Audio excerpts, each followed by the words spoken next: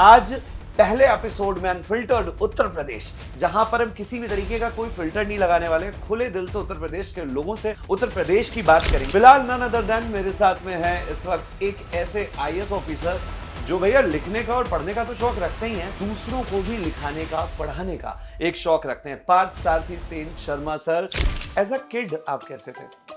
As a kid मैं शांत था, घर में सबसे बड़ा था, खेलने का शौक था, पढ़ने का शौक था। सर अगर ड्रीम होम की बात करी जाती है, what is your dream home? Dream home मेरे ख्याल से दीवारों और छत से नहीं बनती है, वहाँ के रहने वाले लोगों से बनती है। थॉट वाली बात है। आपको क्या लगता है what is challenging, IAS job और author's role? I think the most challenging is being both together. क्योंकि ये बात बिल्कुल सही है। Very smart answer. यूपी का एक शहर जिसके 3 नाम है। Tick tick one. Banaras, Varanasi, Kashi. Let's set a word called retirement अभी थोड़ी देर पहले। तो पोस्ट रिटायरमेंट क्या है? I would like to travel, some traveling, some free time for myself। उसके अलावा कुछ करेंगे या नहीं करेंगे अभी सोचा नहीं है, परंतु बहुत ऐसा उत्सुकता भी नहीं है जिसको हमसे काम करना तो हमारे पास आएगा, हम किसी के पास काम करने हम नहीं जाएंगे। सो सर ताजमहल जो है वो किस रात में ज्यादा सुंदर लगता है? पूनम की रात। तो उत्तर प्रदेश जो है वो बड़ा ही एक ग्लोरीफाई और बड़ा ही लीडिंग स्टेट के तौर पे पिछले कुछ सालों में एक अलग भूमिका उत्तर प्रदेश की आ रही है। सर ये फीलिंग कैसी होती है? उत्तर प्रदेश ना केवल राज्य का, देश का सबसे बड़ा प्रदेश है, बल्कि उत्तर प्रदेश से ज़्यादा पॉपुलेशन वाले पूरे विश्व में 5 देश होंगे। तो उस स्केल में काम करना एक अपॉर्चुनिटी भी है, एक प्रिविलेज भी है। जैसे कोई भी अगर महिला आई है तो वो तुरंत, अरे बहन बैठिएगा, पानी तो पी लीजिए, कुर्ता पीस देखिए, चना देखिए, पानी पीजिएगा, या लस्सी मंगवा देते हैं आपके लिए, रुकिए, कहाँ आप तमतमाई हुई चली जा रही हैं। वो जो एक अपनापन लाइक इंस्टेंट दे देना, उसमें बनावटीपन नहीं है। वो ऐसा नहीं कर रहे हैं कि अपने माल को बेचने के लिए कर रहे हैं, उनमें ऑटोमेटिकली वो होता है। हाँ, कि गुलाब फूलों में जान लिए जाते हैं और लखनऊ वाले दूर से ही पहचान लिए जाते हैं। वो कहते हैं ना कि सारी दुनिया प्रश्न करती है, लेकिन उस प्रश्न का उत्तर आपको उत्तर प्रदेश में मिलता है। अब देखिए, बात उत्तर प्रदेश की इसलिए नहीं है क्योंकि भैया हमारा बड़ा भौकाल है या उत्तर प्रदेश के नाम बड़े अचीवमेंट्स हो रहे हैं, बल्कि उत्तर प्रदेश का नाम इसलिए है क्योंकि उत्तर प्रदेश का पास्ट, उत्तर प्रदेश का प्रेजेंट एंड उत्तर प्रदेश का फ्यूचर ये हमेशा सुर्खियों का हिस्सा रहा है। इसके बारे में सिर्फ भारत में ही बात नहीं होती है, बल्कि उत्तर प्रदेश से निकल करके व्यक्ति इंटरनेशनली भी अपने प्रदेश का नाम रोशन करता है। आज पहले एपिसोड में अनफिल्टर्ड उत्तर प्रदेश, जहां पर हम किसी भी तरीके का कोई फिल्टर नहीं लगाने वाले, खुले दिल से उत्तर प्रदेश के लोगों से उत्तर प्रदेश की बात करेंगे। और आज मेरे साथ में, ये कहूं मेरी खुशकिस्मती है कि मेरे साथ में आज पहले ही एपिसोड में एक ऐसी शख्सियत हैं जिन्होंने उत्तर प्रदेश के स्वास्थ्य पे कार्य किया है, जिन्होंने उत्तर प्रदेश की इस समय शिक्षा व्यवस्था को किस तरीके से सुदृढ़ बनाया जाए, स्कूल्स को किस तरीके से काम किया जाए, सर उस पर बात करते हैं। और इसके अलावा सर एक लेखक हैं जो कहते हैं ना, सोच के समंदर में जा करके ऐसे ऐसे मोती निकाल करके लाते हैं, ऐसी ऐसी किताबें लिखते हैं। Love side by side, Lucknow diaries, इसके अलावा क्विज के शौकीन, जो मैं संडे को सिर्फ क्विज का एपिसोड का इंतजार करता था, वो कभी भी बुक उठा करके विकसित भारत क्विज बुक पढ़ता हूं और अपने अंदर के अमिताभ बच्चन को इधर उधर सेल करने की कोशिश करता हूं। फिलहाल नन अदर देन मेरे साथ में है इस वक्त एक ऐसे आईएएस ऑफिसर जो भैया लिखने का और पढ़ने का तो शौक रखते ही हैं, दूसरों को भी लिखाने का पढ़ाने का एक शौक रखते हैं। Parth Sarathi Sen Sharma sir, sir welcome to unfiltered Uttar Pradesh. Thank you so much. कैसे हैं आप? मैं बढ़िया हूँ। ये बताइए मुझे कि जब यूपी वाले मिलते हैं, यूपी वाले एक दूसरे से बातचीत करते हैं, तो जैसे हमारे यहाँ वो चलता है, भैया राम राम, क्या हाल चाल, या हमारे यहाँ की भाषा भोजपुरी है तो एक दूसरे से बोलते हैं भाई क्या हाल चाल बा, समथिंग लाइक दैट। तो अगर हम अभी बात करें, जैसे आप जब अपने दोस्तों से जनरली कहीं मिलते हैं या आप इंटरनेशनली ट्रैवल करते हैं, तो हाउ डू यू ग्रीट? ये डिपेंड करता है कि किससे मिल रहे हैं। किसी Like? को हाय कहेंगे, हाँ। किसी को हेलो कहेंगे, किसी को नमस्ते कहेंगे। ये डिपेंड करता है कि किससे मिल रहे हैं। अपने से एग्जैक्टली। बड़े हैं, छोटे हैं, उनका कल्चरल कॉन्टेक्स्ट क्या है। बट मतलब आजकल जैसे जेनजी टॉक जो हो गया है, what's up dude, what's the tea, you know what's the meaning of what's the tea? ना। I guess you have a gen Z daughter, you told me yeah earlier, है ना? तो हाँ, गिव मी सम टी, इसका मतलब पता है? Any guesses? हम लोग को तो यही लगता था चाय दे दो, but give me some tea का मतलब है in the like current situations of Gen Z कि कुछ give me some gossip, give me some news. सो आज हम और आप बहुत सारी टी एक दूसरे से शेयर करने वाले हैं। कुछ मैं आपसे पूछूंगा, कुछ आप मुझे बताइएगा। शुरू से शुरू अगर करें तो व्हेन वी टॉक अबाउट, क्योंकि आईएएस बन गए हैं, आईएएस बनने के बाद में कुर्सी पे बैठे, बहुत सारी जगहों पे आपने अलग अलग रोल्स को निभाया, बहुत सारे शहरों की शक्ल बदलते हुए देखा, एक लंबा ड्यूरेशन इस लोक सेवा में आपने अपना दिया है। बट अगर मैं पार्थ सारथी सेन शर्मा उससे बात करूं जिसकी एक क्लास में अटेंडेंस ले रही है, मैम कह रही हैं पार्थ था, and Parth is like yes ma'am, उस समय सोचा था कि आज जो है वो बनेंगे? नहीं, स्कूल में तो नहीं सोचा था। हम्म। कॉलेज के फाइनल ईयर में आते आते सोचा था हम्म। कि आईएएस के लिए तैयारी करेंगे। हम्म। और उसके बाद 3 साल नौकरी की थी हम्म। प्राइवेट सेक्टर में टाटास के साथ। हम्म। और उस नौकरी को करते करते प्रिपरेशन किया था और तब आईएएस में आए थे। तो स्कूल में तो नहीं, पर हाँ कॉलेज के फाइनल ईयर तक ये सोचने लगे थे कि आईएएस में कोशिश जरूर करेंगे। तो सर मतलब वो कहते हैं ना कि पूत के पाँव पालने में नजर आते हैं, एक ऐसी कहावत है कि और आप क्विज बुक भी लिख रहे हैं। एक वॉल्यूम तो जबरदस्त आया है, मैं वैसे भी ऑफ द कैमरा आपसे कह रहा था कि एक वॉल्यूम नहीं, अब तो हर साल एक वॉल्यूम आना चाहिए। एज अ किड आप कैसे थे? कैसे थे? जिद्दी थे, शांत बच्चे थे, या क्वेश्चन वाले थे? एज ए किड मेरे ख्याल से मैं शांत था। हम्म। मैं घर में सबसे बड़ा था। ओके। वो भी एक जिम्मेदारी और शांत बच्चे को बनाती है। खेलने का शौक था, पढ़ने का शौक था, और बाकी तरह से एक साधारण शांत लड़का था, परंतु खेलने और पढ़ने दोनों का शौक था। किस शहर में ज़्यादा बचपना बीता है? दिल्ली। दिल्ली। और व्हेन वी टॉक अबाउट कि जैसे पेरेंट्स की बात होती है, तो जब बचपने में हम जाते हैं तो कैसे थे पेरेंट्स? स्ट्रिक्ट थे या मतलब नहीं जो करना है टाइप्स, ऐसा या नहीं, क्या हम था? लोग के जनरेशन में ज़्यादातर फादर स्ट्रिक्ट होते थे। हम्म। हम लोगों के जनरेशन में ज़्यादातर के फादर स्ट्रिक्ट होते थे, और बेटे और फादर के बीच में एक डिस्टेंस तो रहता था। वो धीमे धीमे जब बेटा बड़ा हो जाता है और फादर ओल्ड हो जाते हैं तो रिश्ता बदल जाता है। परंतु जब छोटे थे तब तो फादर स्ट्रिक्ट ही लगते थे। मदर वॉज द मोर जिसके साथ आप अपनी बातें खुल के कहते थे। बट फिर भी आज के मुकाबले पेरेंट्स के साथ ज़्यादा गैप रहता था उस ज़माने में। कितने भाई बहन थे आप? मैं और मेरी छोटी बहन। छोटी बहन। तो मतलब वो ज़्यादा एक वैसे भी ये करना है तो यही करना है या समथिंग लाइक दैट, ऐसा होता था? हाँ, उस जनरेशन में सेंस ऑफ जिम्मेदारी का एहसास ज़्यादा कराया जाता था। हम्म। और कुछ मामलों में हमारे कल्चर में ये था कि पढ़ोगे लिखोगे तो बनोगे नवाब, खेलोगे कूदोगे तो बनोगे खराब, ये सब होता था। तो पढ़ाई पे जोर था, एक नॉर्मल मिडिल क्लास फैमिली की तरह। तो क्या खेलते थे आप? मतलब आप यू से ना कि स्पोर्ट्स में ज़्यादा मन रहता था?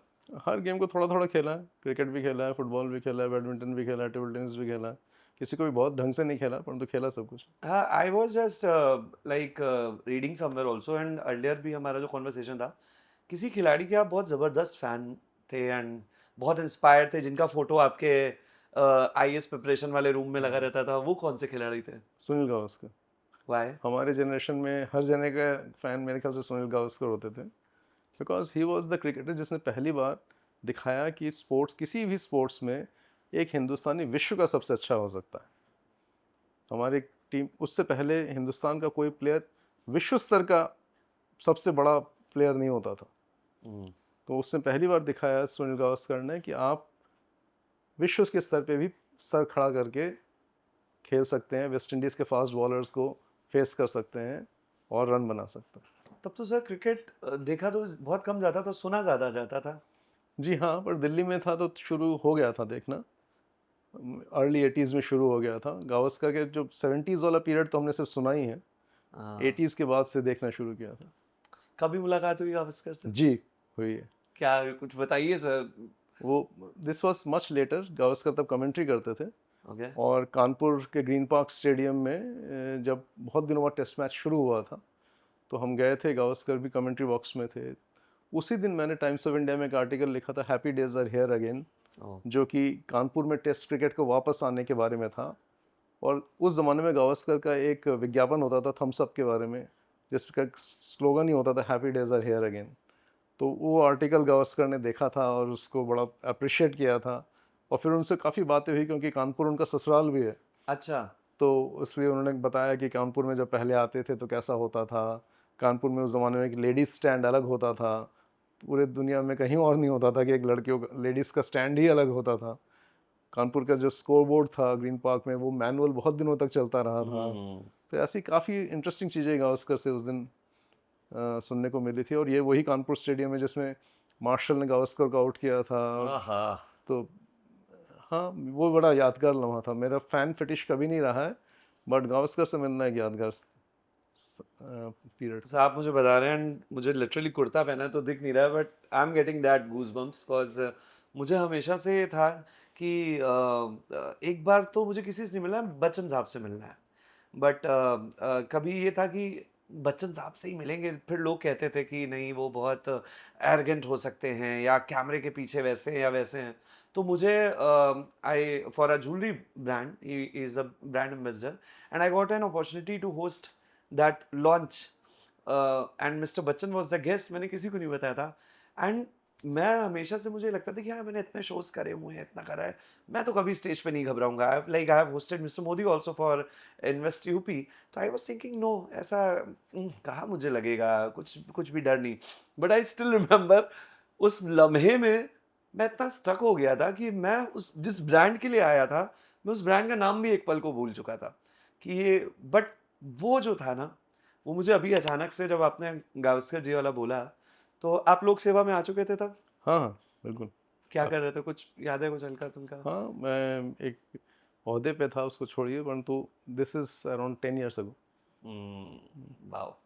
बट दिस इज समथिंग जो रहता है कि हाँ भाई। हाँ, because it was also the test जिसमें कि ग्रीन पार्क कानपुर में बहुत सालों बाद टेस्ट फिर से शुरू हुआ था। Right now you see cricket, हाँ, हाँ, बिल्कुल। Who's your favourite? आज की डेट पे Virat Kohli. Virat Kohli. What about Dhoni? Dhoni, Virat Kohli. Virat Kohli. Okay, so now coming like towards, एक हर इंसान की जिंदगी का एक ऐसा लम्हा होता है जो उसे पूरी जिंदगी याद रहता है, और कहीं ना कहीं वो चेंजिंग पॉइंट होता है, सोच बदल देता है। और वो जो सोच बदलती है ना, तो व्यक्तित्व बदल जाता है हमारा। तो आपकी इस जर्नी में अ, जब आप आईएएस नहीं बने थे उससे पहले, क्या कोई ऐसा था कि जैसे हम लोग भी कहते हैं ना, काश अगर मेरे पास ये पावर होती तो मैं ये करता, या समथिंग लाइक दैट। तो उस वक्त का कोई इंसिडेंट आपको याद है? जो अभी आपने डिफरेंट डिफरेंट ओहदों पे गए हैं, आप आपने स्वास्थ्य को लीड किया है, आपने उत्तर प्रदेश की शिक्षा को लीड कर रहे हैं, तो कुछ ऐसा जो आपको लगा उस वक्त का, कुछ ऐसा था कि हमेशा था कि that moment has changed me? कोई ऐसी कहानी, कोई घर का कोई इंसिडेंट, बचपन का, स्कूल का कुछ? हाँ, कह सकते हैं क्लास 9 तक मेरे में पढ़ाई ठीक था। I was a good student but not really a brilliant student. Hmm. और मेरा मैथमेटिक्स बहुत वीक हो गया था हम्म। उस वक़्त। उस वक़्त मेरे को एक कोचिंग क्लास में जाने का मौका मिला था। मिस्टर संतोष शर्मा होते थे दिल्ली में, उनका कोचिंग क्लास होता था। खुद एक साधारण बीए पास थे, बट उनके कोचिंग क्लास की वजह से मेरा मैथ्स बिल्कुल चेंज हो गया था और मेरा क्लास 10th और क्लास 12th में 100 का 100% नंबर मिले थे। और उसमें मेरी ट्रैजेक्टरी काफ़ी चेंज हो गई थी पढ़ाई के मामले में। तो अगर कोई एक लम्हा या कोई एक इंसिडेंट माना जाए तो that would be the turning point. कि मतलब एक राइट व्यक्ति जब लाइफ में एंटर करता है तो चीज़ें इम्प्रूव हो सकती हैं। हाँ, आई जी think sir. That was the turning point. और आज भी मेरे ख्याल से मैं उन्हीं को मानूंगा कि जिन्होंने मेरे लाइफ में थोड़ा चेंज किया। He was in Delhi. हाँ, दिल्ली में। नाइस। सर जब बात होती है एक मतलब आज के समय में तो हर इंसान को स्ट्रेस है। एक छोटा सा बच्चा है, उसको पढ़ाई का स्ट्रेस रहता है। हर तबके में एक स्ट्रेस है, स्ट्रेस के लेवल डिफरेंट है। अमीर भी है, उसको भी किसी ना किसी चीज़ का स्ट्रेस रहता है। एक आदमी रेडी पे बैठ के चाय पी रहा है, वो भी स्ट्रेस की कुछ ना कुछ बात कर रहा होता है। जब हम बात करते हैं कहते हैं ना कि सफ़ेद कुर्सी, वो पीछे एक टाल पड़ा हुआ है, एंड लोग सेवा कुर्सी की बात करते हैं, तो हमें ना बहुत सारी चीज़ें दिखती हैं जिसको हम कहते हैं भाई बड़ा मतलब डीएम ईएम में बड़ा रुतबा है, जो आमतौर पे हम लोग अट्रैक्ट भी होते हैं यंगस्टर्स आईएएस पीसीएस बनने के लिए, कि एक आईएएस बन जाएंगे तो पूरी जनरेशन में ऐसा होता है कि हाँ भैया हमारे यहाँ से कोई अफसर बन के निकला है, या गनर साथ में चलते हैं, या एक दस्तखत से पॉलिसीज़ बनती हैं, अप्लाई हो जाती हैं। तो चैलेंजेस की भी जब बात आती है, क्योंकि हर चीज़ प्रो एंड कॉन्स लेकर के आती है, sir, the challenge and the challenge of this role IAS, और बहुत कम लोग बताते हैं बहुत ही ईमानदारी से, but as a person I know you, तो मैं चाहता हूँ कि सर इस पे थोड़ा सा अगर हम एक आईएएस की जॉब की ईमानदारी पे बात करें कि कितनी मुश्किल होती है, क्या किस लेवल के स्ट्रेस हो सकते हैं, क्या होता है? नहीं, स्ट्रेस तो बहुत हो सकते हैं। स्ट्रेस जॉब के प्रोफाइल के ऊपर भी डिपेंड करता है। कुछ जॉब के प्रोफाइल में ज़्यादा स्ट्रेस होगा, अगर आप हेल्थ में काम कर रहे हैं या पुलिस में काम कर रहे हैं, तो उसमें हर टाइम का एक स्ट्रेस होता है। कुछ अन्य विभागों में स्ट्रेस कुछ और का होता है, बट एक मेन स्ट्रेस होता है स्ट्रेस ऑफ मैनेजिंग एक्सपेक्टेशंस। ये जो हिंदुस्तान में अब एस्पिरेशंस बहुत बढ़ गई हैं, आप किसी को संतुष्ट नहीं कर सकते, तो हर और पेस ऑफ लाइफ बहुत बढ़ गया है। हर जना एक्सपेक्ट करता है कि ये हो वो हो, सो उन एक्सपेक्टेशंस को मैनेज करना इज़ अ स्ट्रेस।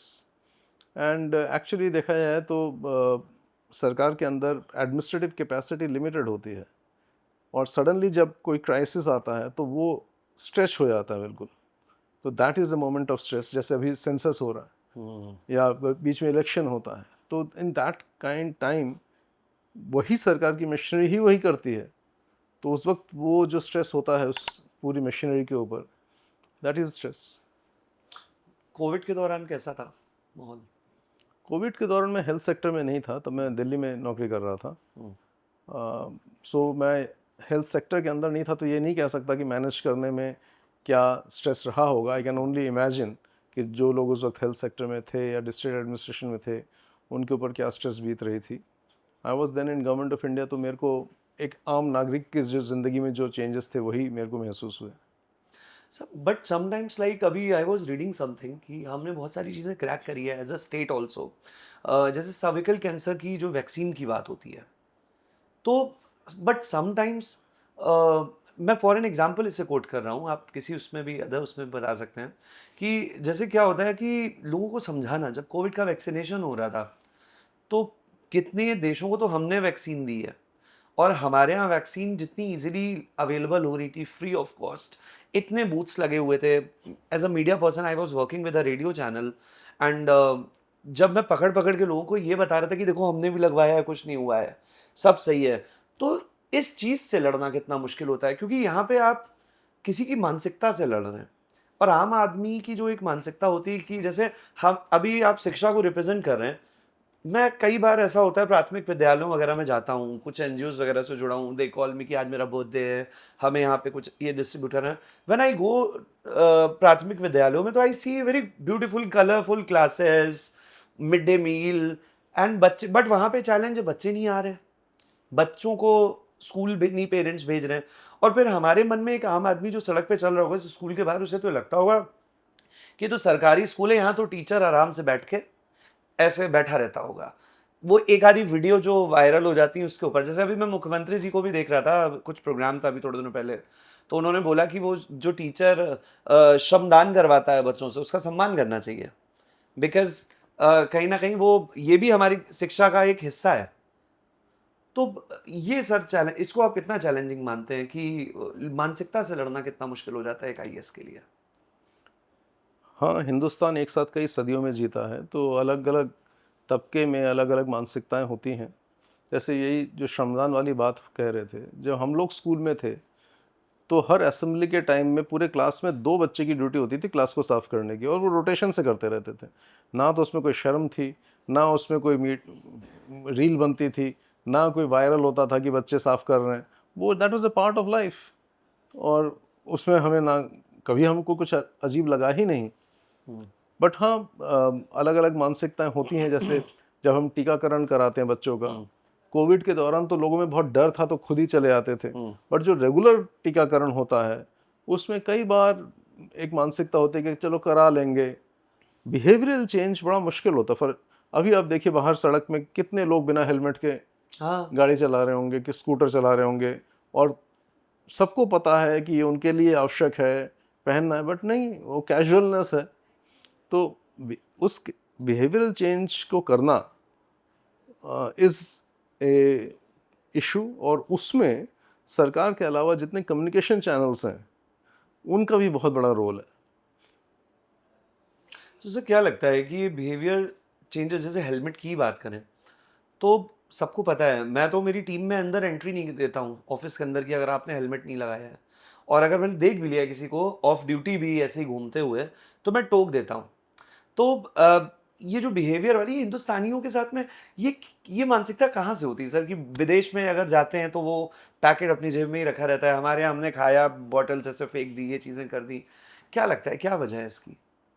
ये मैं कह नहीं सकता, परंतु अगर आप अभी भी हाईवे पे चले जाएंगे तो हाईवे पे भी बिना हेलमेट लगाए चलाते हुए टू व्हीलर दिख जाएंगे।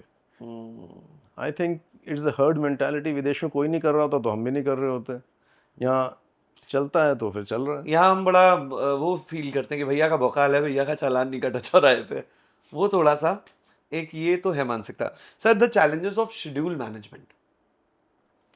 It is becoming difficult, and जैसे जैसे आप सीनियर होते रहते हैं और आपके पोस्ट की जिम्मेदारियां बढ़ती रहती हैं, वो और डिफ़िकल्ट होता रहता है। स्पेशली जब से मोबाइल आया है, the office has intruded into your personal space and family space and your home, क्योंकि आप हमेशा ही कनेक्टेड है। पहले शाम को ऑफिस से वापस आ जाने के बाद टाइम आपका होता था, सुबह ऑफिस से जाने से पहले तक टाइम आपका होता था।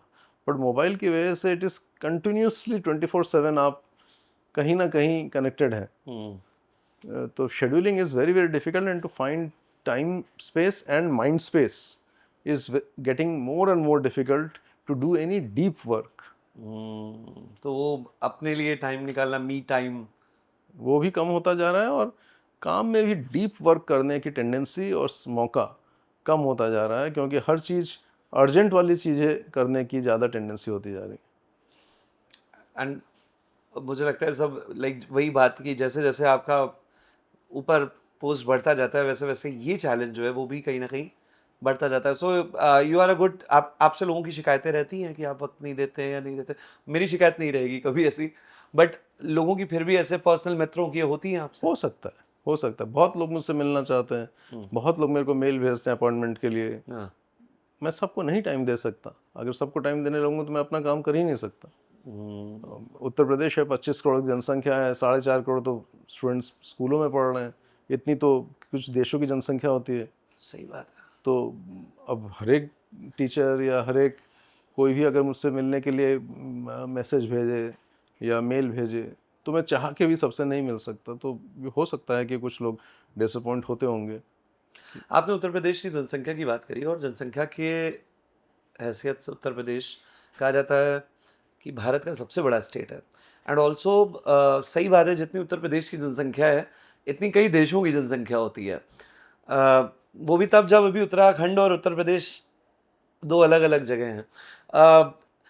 सर लेकिन फिर भी एक ऐसा स्टेट जो आज के समय में नहीं, बल्कि इतिहास की दृष्टि से, हम पौराणिक कथाओं की दृष्टि से देख लें, रामकृष्ण भी यही हैं, बुद्ध भी यही हैं, तीर्थों की दृष्टि से देख लें, नदियों की दृष्टि से देख लें, तो उत्तर प्रदेश जो है वो बड़ा ही ग्लोरीफाई और बड़ा ही लीडिंग स्टेट के तौर पे पिछले कुछ सालों में एक अलग भूमिका उत्तर प्रदेश की आ रही है। मतलब लोग बात कर रहे हैं हमारे बारे में, इंटरनेशनली छाप रहे हैं उत्तर प्रदेश के बारे में, यहाँ के खाने के बारे में, यहाँ की संस्कृतियों पहनावे के बारे में। सर ये फीलिंग कैसी होती है कि भाई उत्तर प्रदेश में हम कंट्रीब्यूशन कर रहे हैं? देखिए, पहला तो स्केल, जो आप पॉपुलेशन की बात करते हैं, तो उत्तर प्रदेश ना केवल राज्य का, देश का सबसे बड़ा प्रदेश है, बल्कि उत्तर प्रदेश से ज़्यादा पॉपुलेशन वाले पूरे विश्व में 5 देश होंगे। और उत्तर प्रदेश के बाद जो नेक्स्ट स्टेट है राज्य में, हिंदुस्तान में, वो पॉपुलेशन के दृष्टिकोण से उत्तर प्रदेश का आधा होगा, विच इज़ महाराष्ट्र। तो उस स्केल में काम करना एक अपॉर्चुनिटी भी है, एक प्रिविलेज भी है, एक रिस्पॉन्सिबिलिटी भी है, कि आप जो करते हैं वो सीधा सीधा 25-27 करोड़ लोगों में उसका इफेक्ट होता है। बट आई वुड से कि ये ज़्यादा अपॉर्चुनिटी और ज़्यादा प्रिविलेज है कि आप जो करते हैं उसका इम्पैक्ट इतने लोगों में पड़ता है, और ये बहुत कम लोगों को ये मौका मिलता है कि आप इतने लोगों पे प्रभाव डाल सकते हैं।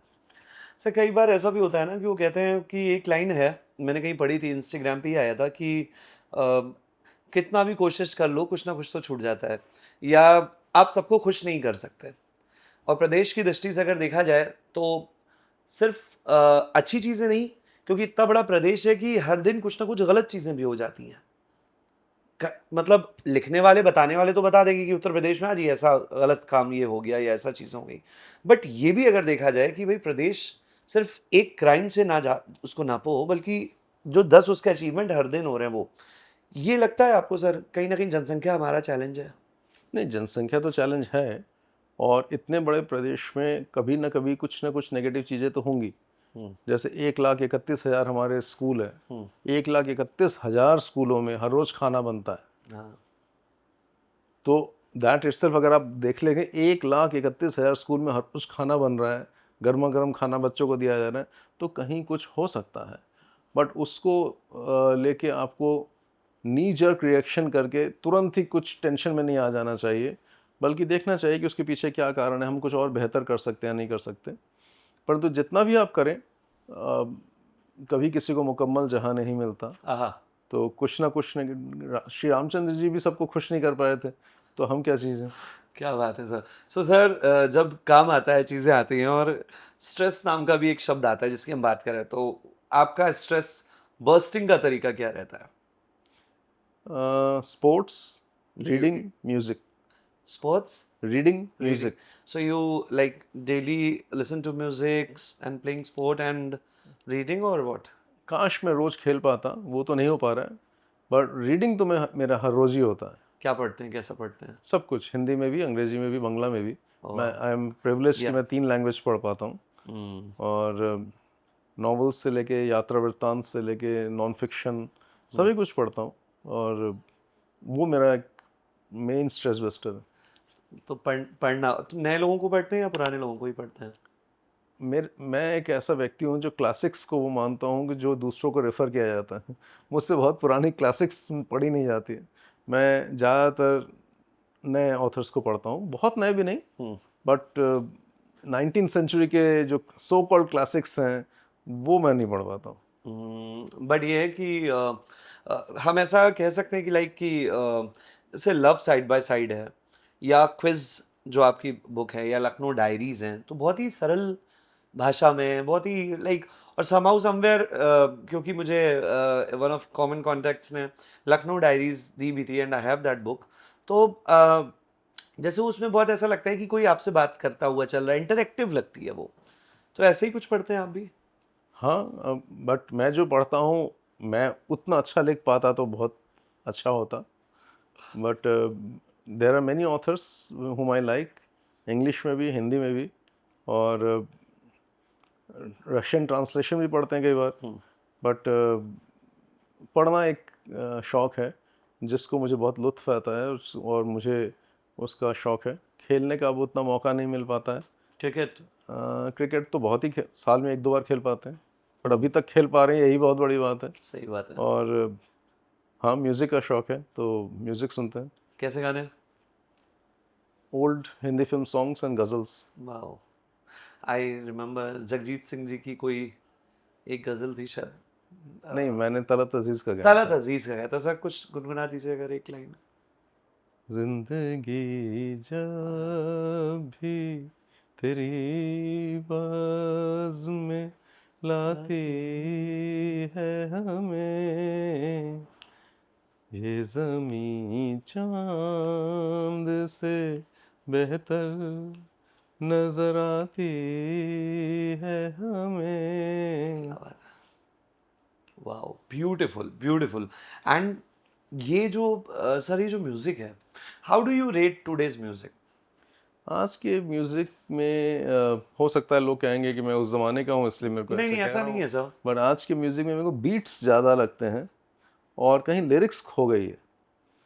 और लिरिक्स खोने का बहुत मुझे गम होता है।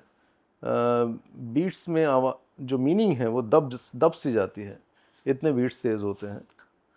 बिल्कुल agree. One day I was sitting with my mother and हमने उनसे कहा कि आप मुझे दो चार ऐसे गाने बताइए जो बिल्कुल लगता है कि तो जैसे एक गाना है, हमने देखी उन आँखों की महकती खुशबू, एंड वन अनदर सॉन्ग, ये तो मुझे बहुत जुस्तजू जिसकी थी उसको तो ना पाया हमने, सहरयार हैज रिटन दैट सॉन्ग। तो वो जो गज़लों में भी जगजीत सिंह साहब की वो कागज़ की कश्ती, वो बारिश का पानी, कितना मतलब एक ऐसा लगता है कि somebody is telling you a story, मतलब एक पूरी सिनेमा होती थी गाने में. You can feel each and every emotion, but somehow somewhere, अगर नए में आपसे पूछूं कुछ जिन्हें आप सुनते हो कभी कभार या you appreciate them. नहीं, एक्चुअली सिंगर्स में कोई कमी नहीं है, आज के सिंगर्स भी बहुत अच्छे हैं। जैसे मैंने कहा, लिरिक्स में कमी आ गई है। पहले जो लिरिक्सिस्ट होते थे वो पहले कवि होते थे और फिल्मों के लिए भी लिखते थे। साहिर साहब कवि भी थे, फिल्मों के लिए भी लिखते थे। मजरू कवि थे, फिल्मों के लिए लिखते थे। पर अब जो है वो फिल्मों के लिए ही लिखते हैं।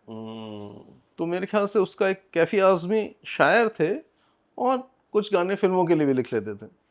और सर कितना वेरिएशन में लिखते थे कि यही कैफी आज़मी साहब वाज रिटन आई गेस कर चले हम फिदा जानो तुम साथी हो. तो मतलब कर चले हम फिदा जानो तुम साथियों मेरे ख्याल से कैफी का नहीं है। कैफी का नहीं है. हाँ, बट वो कवि प्रदीप का है शायद। ओके, कवि प्रदीप जी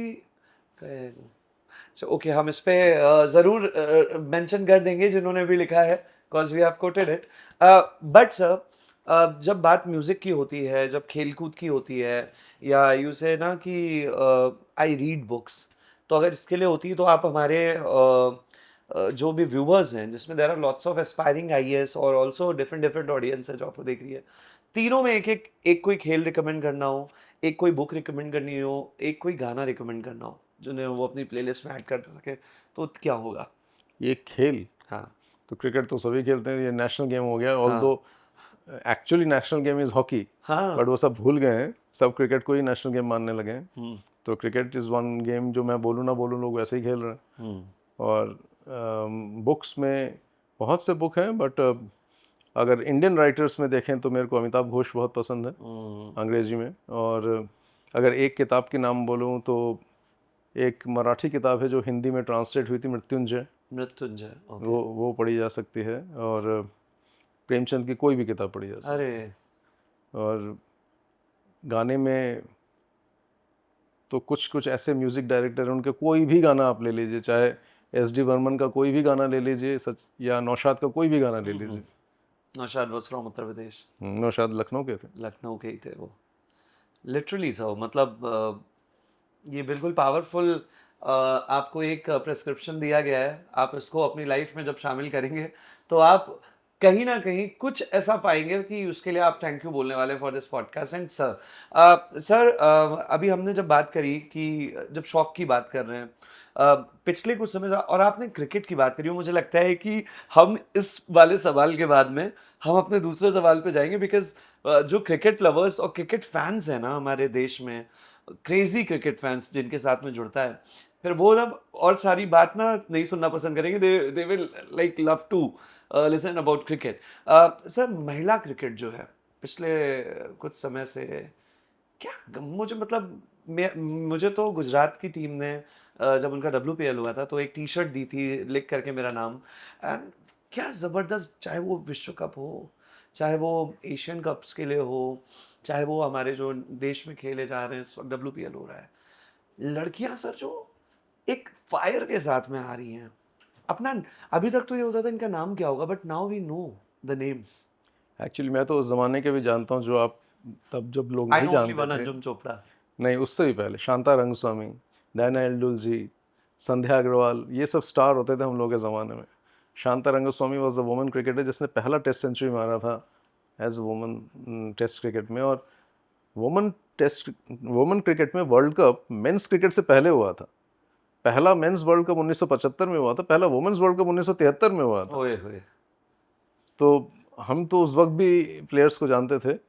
और अब तो खैर जब से बीसीसीआई का पैसा वुमेन क्रिकेट में आने लगा है, and that is I think the turning point, जब वुमेन क्रिकेट में बहुत ज़्यादा पैसा आने लगा और लोग गेम एक लेवल पे पहुंचे। और आज के डेट पे तो लोग स्टार्स हैं, स्मृति मंधाना या अरे हरमनप्रीत कौर, ये सब बहुत बड़े स्टार्स हैं।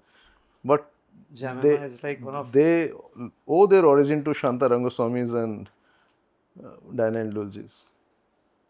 So, sir, do you think like he, because I was listening to one of the podcasts of Deepthi, who's from UP, and the fire क्यों, क्या लगता है सर इधर? अगर अब मे भी हो सकता है लोग कहेंगे कि ये ज़्यादा पक्ष ले रहा है उनके साइड की, बट मैं हमेशा से सर, मुझे कोई भी लड़की कुछ अलग करके आती है ना, चाहे वो सुनीता विलियम्स इतने समय रह कर के आई स्पेस में, वो मेरे लिए बहुत ही एक मतलब मैं इमोशनल हो जाता हूँ। मैं रो रहा था जिस दिन, एंड इनफैक्ट सारे क्रिकेट लवर्स रो रहे थे जब हमारी महिलाओं ने विश्व कप जीता था लास्ट। सर क्या लगता है कि ये फायर कहाँ से आ रही है? कि क्या है, बहुत पीछे खींचा गया या बहुत अंडरस्टिमेट किया गया, दैट इज वाई? अब तो सर ऐसा लगता है कि हमारी टीम का वो दंगल का एक डायलॉग नहीं है कि लड़की समझ के मत खेलना। देखिए हमारे मेंस क्रिकेट टीम में भी आप देखिए हम्म। तो पहले के मुकाबले क्रिकेट टीम का कंपोजिशन चेंज हो गया। हम्म। पहले आज से 30-40 साल पहले ज़्यादातर क्रिकेटर्स मिडिल क्लास या अपर मिडिल क्लास से होते थे। हम्म। अब देखिए जो क्रिकेट की टीम सब लोअर मिडिल क्लास या गरीब बच्चे घर से आते हैं, उनमें फायर ज़्यादा होता है, उनको अपने प्रूव करने की ज़्यादा गरज होती है। Hmm. The same is true for women cricket also to some extent. Hmm. जो लड़की खेलने के लिए निकल रही है घर से, उसको कुछ सिद्ध करने की मेरे ख्याल से ज़्यादा जिद होता है, क्योंकि she is taking a path जो बाकी लोगों ने नहीं लिया है। अब उसको उस पाथ में आगे बढ़ना ही है, इस सिद्ध करने के लिए, अपने आप को वैलिडेट करने के लिए जो उसने चॉइस किया था वो ठीक किया था। हम्म। मेरे ख्याल से वो जो फायर है वहाँ से आ रहा है। तो सर वही बात है ना कि लड़ करके जो व्यक्ति आगे बढ़ता है ना, तो वो अपनी फायर स्वयं बनाता है और स्वयं आगे बढ़ता है। बिकॉज वो जो जिस तरीके से खेल खेला जा रहा है पिछले कुछ सालों में, जो सूरत हाल बदल रही है, और yes you have quoted it very right, like Rinku Singh and जो जायसवाल, जिनके लिए कहा जाता है कि पानी के बताशे वगैरह शायद वो खिलाते थे, या रिंकू सिंह सिलेंडर का काम करते थे, and now they are doing like even MS Dhoni, I miss Dhoni. So they have struggled, they have achieved. और वो जज्बा मेरे ख्याल से पहले, आज से 30-40 साल पहले देखिए क्रिकेट टीम का कंपोजिशन बिल्कुल डिफरेंट होता था। सारे बॉम्बे के होते थे, सारे एक पर्टिकुलर मिडिल क्लास या अपर मिडिल क्लास के होते थे। सो यू रिप्रेजेंटिंग शिक्षा ऑल्सो, एंड इसके अलावा क्रिकेट में आप हैं ही हैं, और वो जो एक कोटेशन पहले आपने बोली भी थी स्टार्टिंग में कि पढ़ोगे लिखोगे तो होगे नवाब, खेलोगे कूदोगे होगे खराब। अभी भी सर उत्तर प्रदेश में या भारत में कहीं ना कहीं ये मानसिकता है कि कला और स्पोर्ट्स, इसमें पेरेंट्स नहीं जाने देना चाहते हैं। उनको लगता है कि मतलब मीडिया में भी इनफैक्ट उनको लगता है अरे क्या कर लोगे, क्या हो जाएगा, सरकारी नौकरी की तैयारी करो या ऐसा करो। डू यू थिंक ये चेंज हो रहा है, या ऐसे ऐसे जो पेरेंट्स हैं, आप बच्चों की तरफ से क्या आवाज़ या क्या मैसेज देना चाहेंगे उनको? मुझे लगता है पेरेंट्स अपने बच्चों को सेफ देखना चाहते हैं कि वो आर्थिक रूप से वो सशक्त। सशक्त रहे। आज के बहुत से पेरेंट्स बच्चों को क्रिकेट खिला रहे हैं, क्योंकि क्रिकेट में अब इतना पैसा आ गया है कि उनको लगता है कि 1-2 IPL सीजन भी खेल लिया तो उसकी ज़िंदगी बन गई।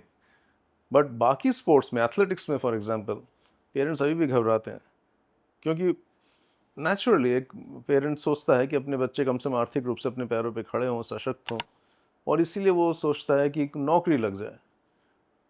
डू यू थिंक सर कि उत्तर प्रदेश में पिछले जितने सालों में हमारे यहाँ मैचेस होने शुरू हुए, इंटरनेशनल मैचेस हुए, एंड पूरा पूरा स्टेडियम का लॉबी भरा रहता है, हालांकि आसपास के लोग आके देखते हैं, green park was there, but अभी जो लखनऊ में जो एक सेंटर ऑफ अट्रैक्शन है, कि चाहे वो ये T20 मैचेस हों या फिर हमारे वर्ल्ड कप से रिलेटेड भी जो मैचेस हुए हैं हमारे यहाँ, तो डू यू थिंक ये चीज़ें जो हैं, जो उत्तर प्रदेश में इतनी स्मूथली मैचेस हो रहे हैं, इतने फ्रीक्वेंटली हो रहा है, ये नहीं है कि वो घास बड़ी होती जा रही, कुछ ना कुछ होता रहता है हमारे यहाँ, इन चीज़ों ने उत्तर प्रदेश की लोगों की सोच को बदला है खेल के प्रति?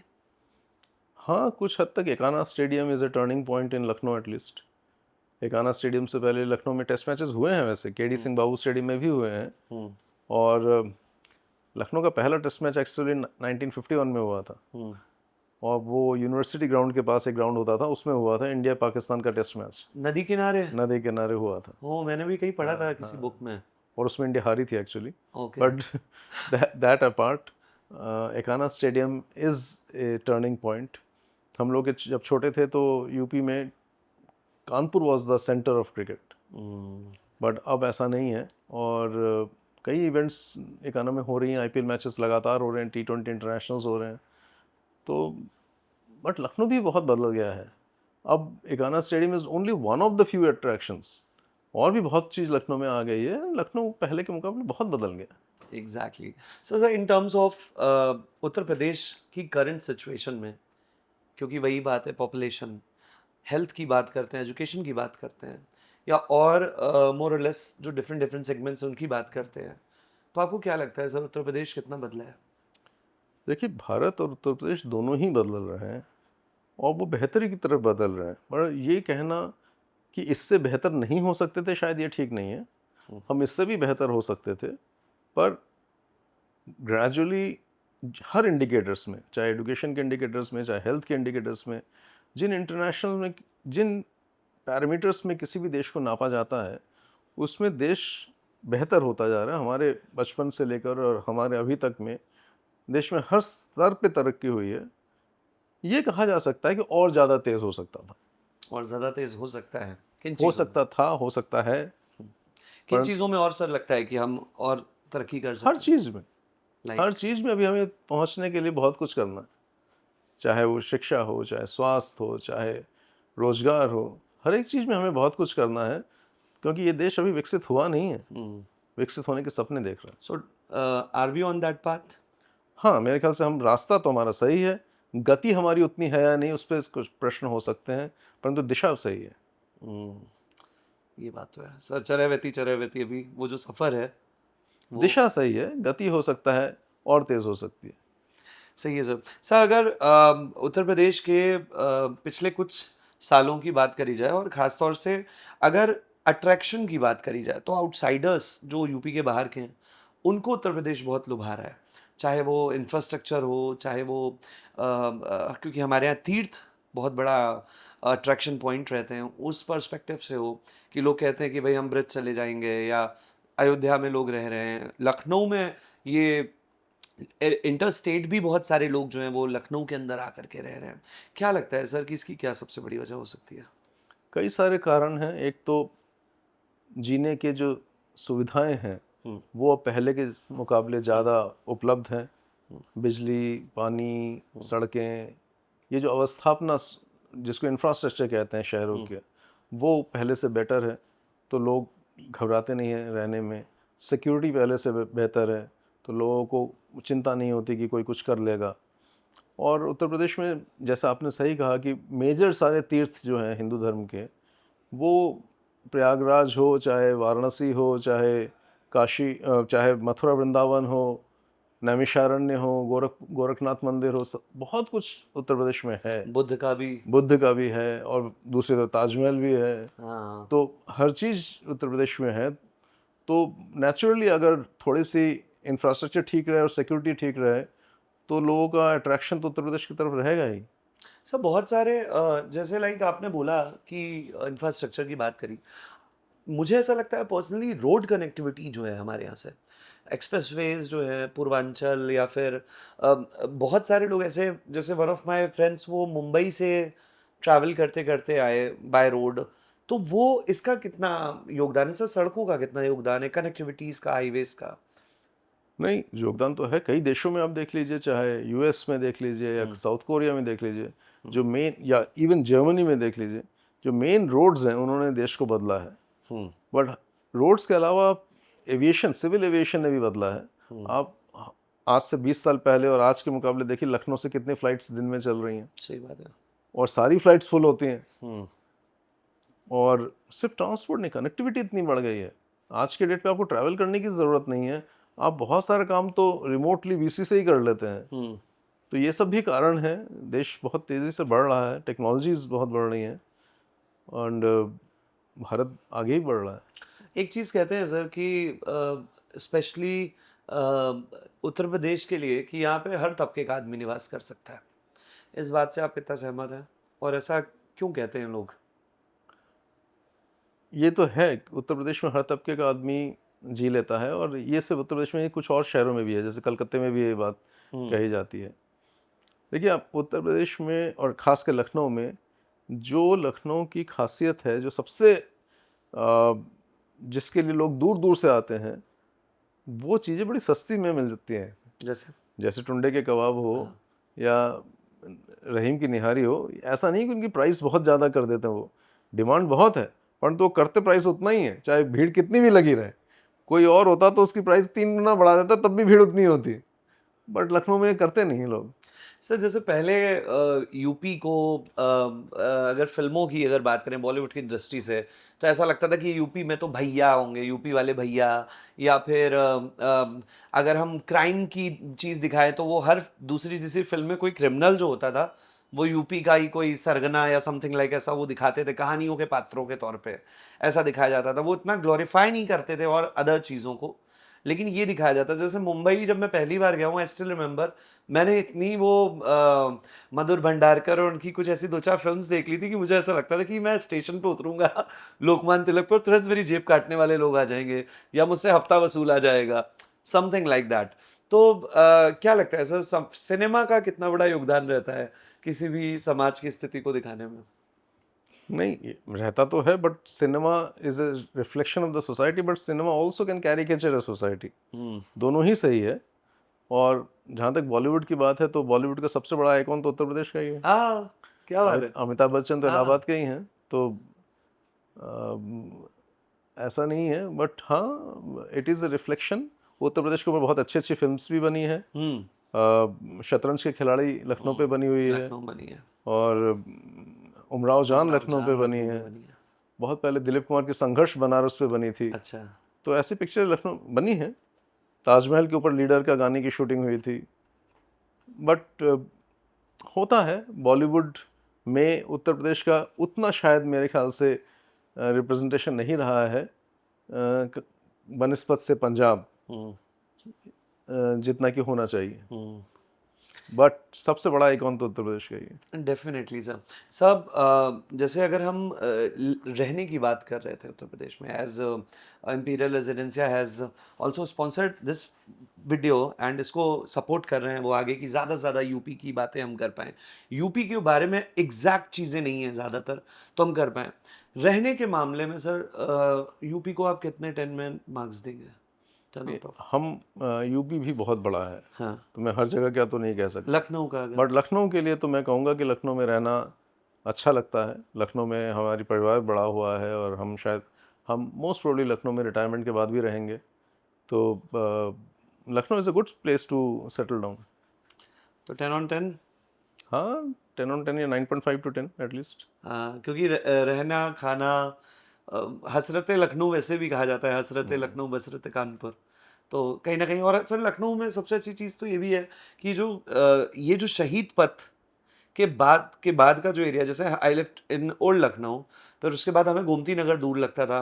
आफ्टर गोमती नगर ये जो शहीद पथ वाला जो रोड है, जिस तरीके से जो बस्ती बसी है, प्लस इसकी connectivity to airport, these things are very like very good and very affordable and approachable both. Sir अगर ड्रीम होम की बात करी जाती है, what is your dream home? Dream home ऐसी जगह है जिसमें लोग अच्छे हों, परिवार अच्छा हो, और आप वापस आने के लिए उत्सुक हों। ड्रीम होम मेरे ख्याल से दीवारों और छत से नहीं बनती है, वहाँ के रहने वाले लोगों से बनती है। क्या बात है, ये सर बहुत थॉट वाली बात है, बिकॉज राम वन में रह रहे थे तो भी वो खुश थे, एंड वाइस वर्सा, सोने की लंका में कोई रह रहा था तब भी वो बेचैन रहता था। ये बात तो ऐसा सर, क्या करना चाहिए खुद को शांत रखने के लिए? काश मैं कह सकता। मैं कोई इतना बड़ा महापुरुष नहीं हूँ जो कह सकूँ, और ये सबका अपना अपना संघर्ष है कि खुद को कैसे खुश रखे, कैसे शांत रखें। कहने के लिए बहुत कुछ कहा जा सकता है, पढ़ी पढ़ाई बातें में मैं भी बोल सकता हूँ कि मेडिटेशन करना चाहिए, एक्सरसाइज करना चाहिए, बट वो आपको चैट जीपीटी भी बता सकता है। बट फिर भी what works for you? I think जब तक मैं खेलता था, that was a major part of my life to make me happy. और आई डू मिस जब मैं नहीं खेलता हूँ। Reading makes me happy, music makes me happy, conversing with good friends makes me happy. गलतियां होती हैं कभी खुद से? हाँ, कौन आदमी है जिसकी गलतियाँ नहीं होती। नहीं, लाइक समटाइम्स इट हैपेंस ना कि वो आप इतने बड़े हो जाते हो कि वो गलती करने के बाद या तो उसे हम छुपा देते हैं, या तो हमें लगता है यार मुझसे कैसी गलती हो गई। क्या चीज़ ऐसी है जिसमें ज़्यादा गलतियां हो जाती हैं कई बार? गलती सिर्फ उसी से नहीं होती जो कुछ नहीं करता। हाँ। गलती सिर्फ उसी से नहीं होती जो कुछ नहीं करता, जो भी करेगा उससे गलती होगी। ब्यूटीफुल। ये तो सही बात है सर। आप सुबह इतना काम करने हो, गलती कैसे नहीं होगी? होगी ही। कोई भी परफेक्ट नहीं हो सकता। गावस्कर भी 0 में आउट होता था। क्या बात है। गुस्सा आता है? हाँ, आता है। But I am not proud of that. मुझे इस बात की खुशी नहीं है कि मुझे गुस्सा आता है। ये मैं अपनी कमज़ोरी मानता हूँ। सर कोई ऐसा इमोशन, लाइक रस भी नव होते हैं भरत मुनि के नाट्य शास्त्र में, कोई एक ऐसा इमोशन जो आपको लगता है कि इसको मुझे थोड़ा सा और मिलना चाहिए था और ये वाला इमोशन नहीं मिलना चाहिए था? क्रोध नहीं मिलना चाहिए था और काइंडनेस ज़्यादा होना चाहिए था। अब वो नवरस में है या नहीं कह नहीं सकता, बट काइंडनेस, करुणा ज़्यादा होना चाहिए था, क्रोध कम होना चाहिए था। क्या बात है। बट सर जैसे आपके काम का आप पे इम्पैक्ट पड़ता है पर्सनालिटी पे? पड़ता ही होगा, डेफिनेटली पड़ता है। आप जिस काम चीज़ को 24 घंटे में 12 घंटे कर रहे हैं, उसका इफेक्ट तो आप पे पड़ेगा ही पड़ेगा। हम्म। आप और उसके बाद भी दिमाग में घूमता है क्योंकि मोबाइल आपके साथ होता है, तो इसका इफेक्ट तो पड़ेगा ही, बिकॉज योर मी टाइम कम होता है। आपका काम में आप हमेशा लगे रहते हैं, आपके मानसिक स्थिति उससे चेंज होती है, इवन फिजिकल स्थिति भी चेंज होती है। तो काम is a major part of your life, you can not wish it away. वाह। आपने किताबें लिखी हैं, किताब नहीं लिखी, किताबें लिखी हैं, love side by side, Andaman Nicobarese and Lucknow diaries, विकसित भारत जो मैंने अभी लेटेस्ट पढ़ी है, ऐसी बहुत सारी किताबें आपने लिखी हैं। बट मैं बात लखनऊ डायरीज़ की करूँगा बिकॉज हम लखनऊ में बैठे हैं। What you like about Lucknow? सबसे ज़्यादा जो पसंद आता है लखनऊ में, चाहे वो पुराने लखनऊ आप जाएं या नए लखनऊ जाएं या यहाँ हम बैठे हैं, what do you like Lucknow की एक चीज़ें? तो लखनऊ के लोग अच्छे लगते हैं, क्योंकि लखनऊ के लोग एक्चुअली थोड़े से डिफरेंट होते हैं बाकी देश के, क्या उत्तर प्रदेश के भी बाकी लोगों से। जैसे? उनके लहजा, उनके बोलने का तरीका, वो हम लंदन में भी समझ जाते हैं कि ये लखनऊ से हैं। सही मैंने सुना बहुत लोगों से है, इनफैक्ट कई लोगों के ऐसे इंटरव्यूज़ करे हैं मैंने, तो दे से कि जब हम बाहर जाते हैं तो हमने अगर कुछ कहा तो वो मालूम पड़ जाता है कि लखनऊ से। जैसे I still remember there is very popular RJ जिनके अंडर में हमने काम किया है, he is from Delhi, Naved. And Naved भाई से जब मैं पहली बार मिला था तब तो हम ट्रेनिंग लेने गए थे उनसे इन 2016 आई गेस। तो वो 1 डेढ़ मिनट की बात में ही इज़ लाइक कि तू लखनऊ से है ना? तो हमने कहा हाँ हम लखनऊ से ही आए हैं। तो ये नहीं समझ में आता कैसे पहचान लेते हैं? I can not put my finger on it, but Lucknow के लोगों की पहचान हम उनके लफ्ज़ से, उनके अल्फाज से, उनके बातचीत के तरीके से हो जाता है। तो एक तो लखनऊ की एक खूबसूरती है, और लखनऊ की खूबसूरती इसके उनके लखनऊ के कुइज़ीन में भी है। लखनऊ अब यूनेस्को में गैस्ट्रोनॉमिकल सिटी के रूप में हाँ। रिकॉग्नाइज हो गया है, परंतु तो बहुत पहले हो जाना चाहिए था। हाँ। लखनऊ के क्राफ्ट्स, चिकनकारी और जरदोज़ी, आज आप इंडोर्स कर रहे हैं चिकनकारी को? हाँ, हम हमेशा करते हैं। बट ये लखनऊ की बहुत सारी चीज़ें हैं जो हमें लखनऊ की अच्छी लगती है। बट सबसे ज़्यादा लोग, और शायद वो फेमिलियरिटी ऑफ द पीपल जो इतने सालों में रहने से हो जाती है, वो that makes the city very livable. और यहाँ सुविधाएं जो एक मॉडर्न सिटी की होनी चाहिए वो सब भी हैं, और इतना भी बड़ा नहीं हो गया है कि आप परेशान हो जाएं। हम्म। जैसे लोग कहते हैं सर कि लखनऊ भी अब बदल गया या पहले जैसा वो सब्र नहीं रहा, पहले आप वाला। आपको तो ये लखनऊ को देखते हुए एक लंबा समय हो गया है। ऑफ कोर्स मैं हूँ, हमसे पहले से आप लखनऊ को देख रहे हैं, सुन रहे हैं। लगता है चेंज हुआ है, बदला है लखनऊ। और बदला है तो क्या हर बदलाव ज़रूरी नहीं नेगेटिव ही हो? लखनऊ के भी अलग अलग पार्ट हो गए हैं, जैसे किसी भी बड़े शहर में हो जाता है। हम्म। तो ये शहीद पथ के इस तरफ वाला जो हम्म। आंसर सिटी वाला पार्ट है लखनऊ का, वो अलग है। चौक का लखनऊ बिल्कुल अलग है। हम्म। जब आप चौक में जाते हैं, वहाँ के दुकानों में वहाँ के दुकानदारों से बात करते हैं, अमा लीजिए भाई, खाइए जी। वो एक अलग ही हाँ। उसका एक चीज़ है। That is very old style, not so commercial. उसका एक अलग मज़ा है। जगह आप अमीनाबाद में जाते हैं और वहाँ दुकानदारों से बात करते हैं, तो एक वो जनरेशन्स का रिश्ता होता है कस्टमर और शॉपकीपर्स का। And when you go to like old Lucknow shop and nowadays, because आपने चिकन पहना भी हो, चिकन का सीजन भी है, तो हम पुराने लखनऊ से ही आते हैं। तो उसमें वो जो है ना कि जैसे कोई भी अगर महिला आई है तो वो तुरंत अरे बहन बैठिएगा, पानी तो पी लीजिए, कुर्ता पीस हाँ देखिए, चना देखिए, पानी पीजिएगा, या हाँ लस्सी मंगवा देते हैं आपके लिए, रुकिए, कहाँ आप तमतमाई हुई चली जा रही हैं। वो जो एक अपनापन इंस्टेंट दे हाँ। देना। और उसमें बनावटीपन नहीं है। दैट हाँ इज, वो ऐसा नहीं कर रहे हैं कि अपने माल को बेचने के लिए कर रहे हैं, उनमें ऑटोमेटिकली वो होता है। हाँ, इनहेरिट है वो चीज़, थोड़ा परवरिश से भी मुझे लगता है। ऑटोमेटिक है वो। हाँ, कि गुलाब फूलों में जान लिए जाते हैं और लखनऊ वाले दूर से ही पहचान लिए जाते हैं। ये तो डेफिनेटली बिल्कुल सही है। सब जब बात लखनऊ की, आपने इतनी सारी तारीफें करी हैं, इतनी सारी बातें आपने बताई हैं, अब आप लिख भी रहे हैं लखनऊ के ऊपर। जब आप लिखते हैं, आपने लखनऊ डायरीज लिखी है, और भी कुछ सोचा है लखनऊ के बारे में लिखने का क्या? कुछ अगर अब मौका मिला लखनऊ के बारे में तो कुछ ऐसा लिखेंगे, क्या सोचते हैं? हो सकता है कभी कोई ऐसा नॉवल लिखें जो लखनऊ और भारतवर्ष को पिछले 100 साल के दौरान अंतराल में कैसे बदलाव हुआ है, ओवर 3-4 जनरेशन्स उसको दिखाए। ब्यूटीफुल।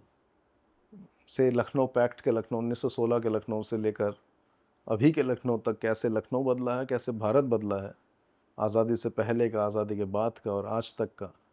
परंतु ये एक बहुत बड़ा प्रोजेक्ट होगा, और पर अगर लिख पाए तो it can be very major achievement.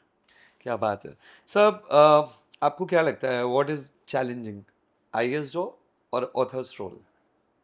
I think the most challenging is being both together. क्योंकि ये बात बिल्कुल सही है। वेरी स्मार्ट आंसर ना। ये एक सेकंड लगा मुझे हजम करने में कि आप पूरा सेंटेंस क्या बोल रहे हैं। बड़ी बात। तो व्हाट यू एंजॉय मोस्ट, मैं चलिए चेंज करता हूँ नहीं, इसको। Definitely enjoy writing and reading more. Hmm. Job कई बार एंजॉय होता है, कई बार नहीं भी होता है। हम्म। क्योंकि किसी भी जॉब की तरह इस जॉब में भी बहुत सारा काम ऐसा होता है जिसको करना होता है, बट जिसको करने के लिए आप बहुत उत्सुक नहीं रहते हैं। और कुछ पार्ट होता है जो कि आप सोचते हैं कि ये मीनिंगफुल है, पर्पसफुल है, ये करना चाहिए। बट ये मेरे ख्याल से हर काम में होता है, और ज़िंदगी के साथ भी होता है। बर्तन किसी को मांजने ही होते हैं, किसी को हाँ। पसंद हो ना हो। ओके। सो मतलब जब आपने बात बताया कि मतलब दोनों एक साथ होना इज अ चैलेंजिंग, तो सर दिन में तो आप वैसे भी फाइल्स एंड दस्तखत और ऊपर से जो आदेश आ रहे हैं, या जिसको आप बना के नीचे वालों को आदेश दे रहे हैं, उसमें बिजी रहते हैं। तो डू राइट इन नाइट? हाँ, I am not a early morning man, तो जब भी लिखता हूँ तो रात को लिखता हूँ या फिर छुट्टी के दिनों में। तो एक बुक को लगभग, जैसे लेट्स टॉक अबाउट विकसित भारत बुक। जब हम, अब हमारे घर में हम लोग जैसे नहीं होता था कि टीचर टीचर खेलते हैं, वैसे नाउ वी प्ले कि चलो क्विज क्विज खेलते हैं। तो अच्छा, जनरली ऐसा होता है सर कि दिमाग इतना कमज़ोर होता है, मैंने पूरा पढ़ रखा है, बट फिर भी अगर आप मुझसे कुछ ना कुछ पूछोगे तो मैं कहीं ना कहीं मिस करूँगा। अच्छी चीज़ ये कि उसमें जो फैक्ट्स भी लिखे हुए हैं, बताए हुए हैं, these are very helpful. Sir अगर मैं विकसित भारत की बात करूँ, कितना वक्त लगा आपको लिखने में? ये किताब थोड़ी डिफरेंट थी, क्योंकि विकसित भारत क्विज बुक में आप 5, 6, 10 क्वेश्चन लिख के छोड़ सकते हैं, और फिर 15 दिन बाद वहीं से शुरू कर सकते हैं। हम्म। अनलाइक ए नॉवल जिसमें कि एक स्ट्रक्चर, एक कंटिन्यूटी होनी ज़रूरी होती है, विकसित भारत लिखने में मेरे को 3 साल लगे, बट कम समय में लिखा जा सकता था। तो like should we wait for volumes? I don't know, but अभी मेरे हिंदुस्तान अखबार में, दैनिक हिंदुस्तान में, हर थर्सडे को एक क्विज का कॉलम आता है, 10 क्वेश्चंस आते हैं, और कई आ चुके हैं, तो लोग उसको भी पसंद करते हैं। एंड मेरे ख्याल से उसकी रीच काफ़ी अच्छी है, क्योंकि एक नेशनल लेवल के न्यूज़पेपर के थ्रू अगर आप लिखते हैं तो रीच ज़्यादा लोगों तक पहुंचती है। देखें आगे क्या होता है। So sir, fiction non fiction, अब अगर ऐसा आपका मन हुआ, like when we talk about non fiction and when we talk about fiction, तो समटाइम्स सर मुझे लगता है कि फिक्शंस में आप एक कैरेक्टर के साथ में ट्रैवल कर रहे होते हैं। कोई है ऐसा सर कैरेक्टर आपका जो आपका बड़ा फेवरेट रहा हो, जो जिसके साथ आप अभी भी ट्रैवल करते हैं, सो दैट हम उन बुक्स में जा करके पढ़ सकें कि यार ये वाली पढ़नी चाहिए? एक्चुअली मेरी रीडिंग इंग्लिश की ज़्यादा हो गई है, हम्म। हिंदी की रीडिंग अब कम रह गई है, हम्म। और बांग्ला की रीडिंग भी कम हो गई है। हम्म। इंग्लिश में मेरे ख्याल से one of my favourite characters of all time will be Atticus Finch of to kill a mockingbird, okay. उस नावल का जो मेन कैरेक्टर है एटिकस फिंच, वो मुझे बहुत इंस्पायर करता है। एक नावल है फाउंटेन हेड, उसका जो मेन कैरेक्टर हॉवर्ड रॉक था वो भी मेरे को इंस्पायर करता था। हिंदी के नावल्स में मेरे को ऐसा सीधा कोई नाम याद नहीं आ रहा है जो सीधा सीधा मैं कह सकूं कि मेरे को इंस्पायर करे। और अगर हम आपकी बुक्स की बात करें आपसे, तो any character? Firoz, Firoz, Lucknow Diaries में जो फिरोज़ लखनऊ कैरेक्टर डायरीज, है वो मेरे को ज़्यादा अट्रैक्ट करता है। ज़्यादा अट्रैक्ट उसके साथ में। उसके लेयर्स हैं कुछ। सो वैसे तो ऐसा कहना नहीं चाहिए। मैंने एक बार, एक राइटर है, मैं नाम अभी ऑफ कैम कोट कर दूंगा, बट तो मैंने उनसे एक बार पूछा था कि आपकी फेवरेट बुक। उन्होंने बहुत सारी किताब लिखी थी, उन्होंने मुझे डांट दिया था कि एक माँ के सारे बच्चे फेवरेट होते हैं उसके। तो मेरी कोक से दिमाग की वो मेरे कैरेक्टर्स निकले चीज़ें। तो you should not ask this कि, बट मैं अगर आपसे पूछूं, do you read your books, या लाइक जैसे आपने पढ़ दिया फिर ऐसा करता है कि नहीं? जैसे मुझे अपने वीडियोस में प्रोड्यूस एडिटिंग टेबल तक तो देख लेता हूँ, मैं दोबारा जाके नहीं देखता हूँ कि अरे ठीक है वो जा रहा। हाँ, मेरे साथ भी ऐसा ही है। हम्म। मैं अपने किताबों को जब खुद पढ़ता हूँ बाद में, तो मैं उतना एंजॉय नहीं करता हूँ, क्योंकि मेरे को एक तो पता है स्टोरी क्या है और फिर कमियां भी दिखती हैं। तो I am not very fond of reading my books again. You have like, जब said a word called retirement अभी थोड़ी देर पहले, बट सर हमें तो लगता है कि हमें आपके जैसे आईएएस ऑफिसर्स की सिस्टम में बहुत ज़्यादा ज़रूरत है, ठीक है? बिकॉज प्रैक्टिकल होना भी बहुत इम्पॉर्टेंट है, एंड इतनी ईमानदारी से इतना प्रैक्टिकली आंसर्स, बहुत ही डिप्लोमेटिक वाला सिस्टम हो जाता है कभी कभी। बट आप इतने जो आप महसूस करते हैं वो आप बोल देते हैं। हम तो नहीं चाहेंगे कि आप इतने रिटायर हों, but there are some policies and thing. So post retirement क्या है? सेकेंड इनिंग क्रिकेट की ये वाली पारी होने वाली है, या किरदारों के साथ एक क्रिकेट टीम बनेगी? आई कुछ सोचा है? नहीं, कुछ नहीं सोचा है। I have left it to destiny to decide. बहुत अब सोच के ज़िंदगी जी ली, रिटायरमेंट के बाद की ज़िंदगी चलने दो, फिर देखी जाएगी। I will like to travel, some travelling, some free time for myself. उसके अलावा कुछ करेंगे या नहीं करेंगे अभी सोचा नहीं है, पर तो बहुत ऐसा उत्सुकता भी नहीं है। जिसको हमसे काम कराना होगा वो हमारे पास आएगा, हम किसी के पास काम करने हम नहीं जाएंगे।